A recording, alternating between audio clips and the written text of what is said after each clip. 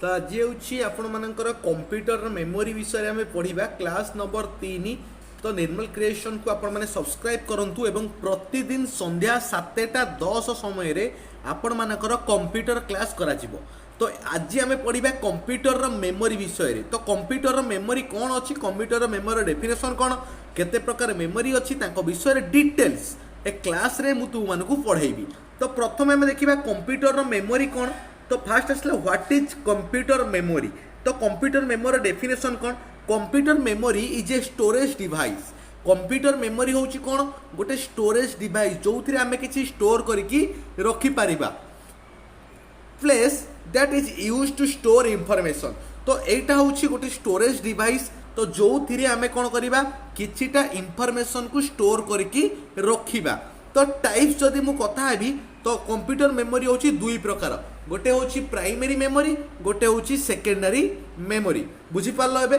तो computer memory कौन, memory होची गोटे स्टोरेज डिवाइस जो थी आम किसी इंफॉर्मेशन को स्टोर करके रखी परिबा। तो समस्ते खातार लिखि दियो। तापरे तो टाइप्स कहले कौन, दुई प्रकार टाइप्स आसुची, गोटे होची प्राइमरी, गोटे होची सेकेंडरी मेमोरी। तो प्राइमरी मेमोरी डेफिनेशन कौन, it is also known as main memory. तो एटा को कौन कहा जाए, मेन मेमोरी बोली कहा जाए। बुझी पारुछ, प्राइमरी मेमोरी होची मेन मेमोरी, आपको हमें कौन बोली कहि थाउ, मेन मेमोरी। एटा लिखो मेन मेमोरी बोली कहा जाए। The memory unit that communicate directly with the CPU. तो यही जो मेमोरीटा ये डायरेक्टली कम्युनिकेट करुछि, माने पूरा डायरेक्टली कम्युनिकेट कहा सहित, सीपीयू। सीपीयू डेफिनेशन मु सेकंड क्लास रे कहिथिली, सेंट्रल प्रोसेसिंग यूनिट। तो ये डायरेक्टली कम्युनिकेट करुछि सीपीयू सहित प्राइमरी मेमोरी, सेति पई यार दामटा टिके अधिक थाए। बुझी पारुछ। तो प्राइमरी मेमोरी, तो प्राइमरी मेमोरी कौन है, it is also known as main memory. आपको आम मेन मेमोरी बोली कहूँ। आउ ये कहा सहित डायरेक्टली कम्युनिकेट करुछि, सीपीयू सहित। बुझी पारिलो। ता सहित प्राइमरी मेमोरी होछि दुई प्रकार, गोटे होछि रैम, गोटे होछि रोम। रैम होछि कोन, रैंडम एक्सेस मेमोरी। रोम होछि रीड ओनली मेमोरी। मु मध्य डेफिनेशन सब कहि दैछि, ता सहित फुल फॉर्म भी कहि दैथिली। तापरे तो जो रैम हैला, तो रैम ता होछि दुई प्रकार। रैम ता केते प्रकार, दुई प्रकार, गोटे होछि डी रैम, गोटे होछि एस रैम। तो डी रैम माने कौन, डायनामिक रैम। तो डायनामिक रैम होची रैंडम एक्सेस मेमोरी, ता माने डायनामिक रैंडम एक्सेस मेमोरी। तापरे आउटे होची एस रैम। आउटे कौन बाबा आसिला, एस रैम। एस होची स्टैटिक रैंडम एक्सेस मेमोरी। बुझी पारिलो।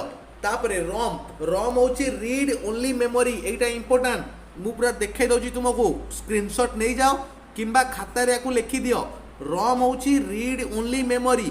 तो रोम होची तीन प्रकार।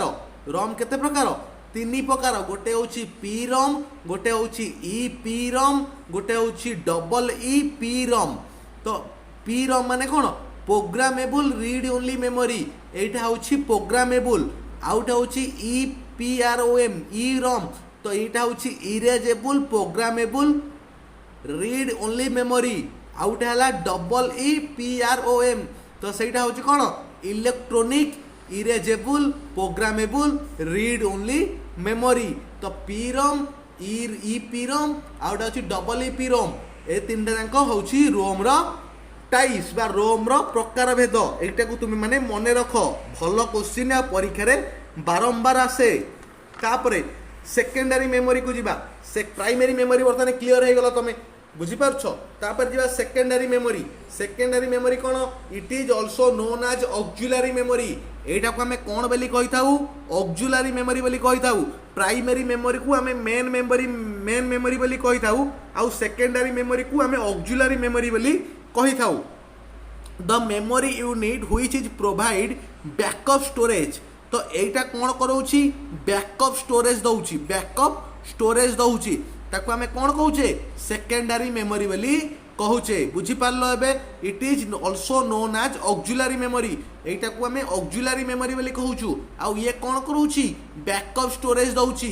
कौन दउछि, बैकअप स्टोरेज दउछि। तो सेकेंडरी मेमोरी रा जदि मु प्रकार भेद कहबी, गोटे होछि पेन ड्राइव। तुम जानिथबो pen drive 2 GB 4 GB 8 GB 16 GB 32 GB 64 GB ये सब पेन ड्राइव अच्छी, जानिछ ना जानिन।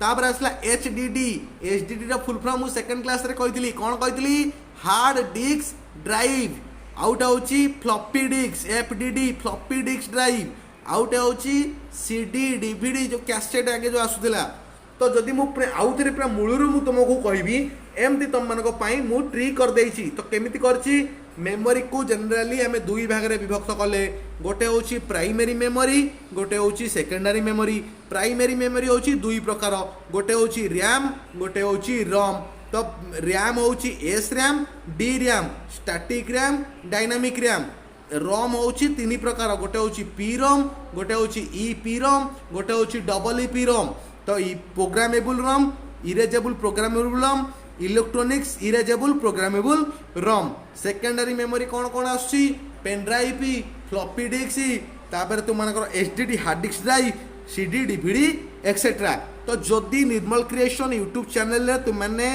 सब्सक्राइब करिनो ताले सब्सक्राइब करो Telegram channel the Nirmal creation को मध्य तुम्हें मैंने जाकि जॉइन हो कारण सेठी मु सब जाक PDF ता सहित सब जाक वीडियो लिंक पठा जाउची तुम्हें मैंने आराम से सेठी जॉइन कले वीडियो सब देखि पारिबो जदि चैनल को सब्सक्राइब करछो ताले एई बळी भाबरे क्लास तुमको सब मिली जिवो ता सहित प्रतिदिन संध्या 7:10 रे तुम मानक पई हमें कंप्यूटर क्लास रा व्यवस्था करूछु।